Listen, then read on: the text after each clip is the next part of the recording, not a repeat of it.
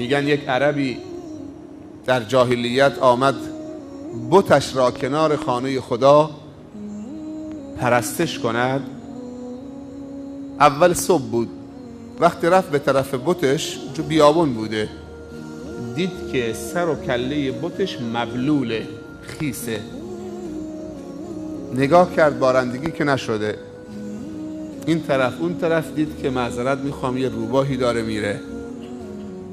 یقین دانست که این روباه تبول کرده بر سر معبودش و خداش. خیلی دلش به حال خودش سوخت که خدایا من تا الان چی میپرستیدم؟ و این بیت شعر رو گفت، همونجا سرود ارتجالی: عرب یبول الثعلبان برأسه لقد هان من بالت علیه الثعالب. خدایی که روبا بیاد بر سر او تبول بکند چقدر خدای ذلیلی است. من نمیفهمیدم، سالهای سال اسیرش بودم چون که قوم من میپرستیدن و چقدر من ذلیل یک ذلیل تر از خودم شدم که نتونه حرکت روبا و دفع بکنه که بر سرش تبول بکنه. بعد نگاه کن از کجا اون باور و تفکر جرقه زد.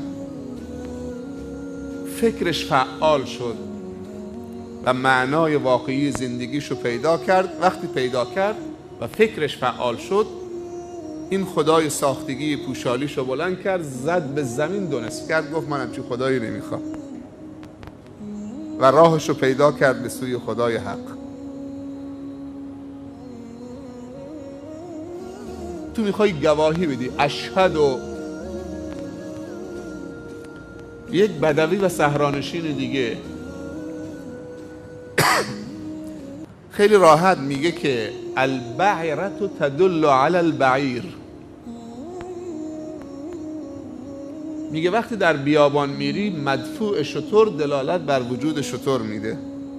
به همین راحتی. فکر دیگه این آثار یه شتری که از اینجا رد شده. و بعد میگه که آثار سیر و قدم دلالت بر سائر میده. شخصی اینجا سائر بوده و رد شده، مسیر رو طی کرده. بعد خودش میگه درسم نخونده. فعال شدن فکر کاری به درس خوندن نداره. درس خوندن معلومات و اطلاعاتت اضافه میکنه، نه فکرتو.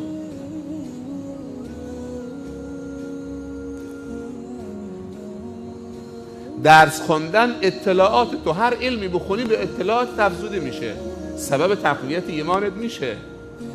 ولی چیزی که فکر رو تقویت میکنه تمرین فکر کردنه، فعال کردن فکره.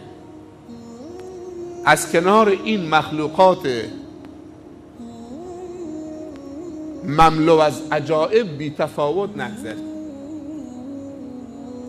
و امروز رسیدن به عظمت خدا در مخلوقات خدا از هر زمانی آسان تره.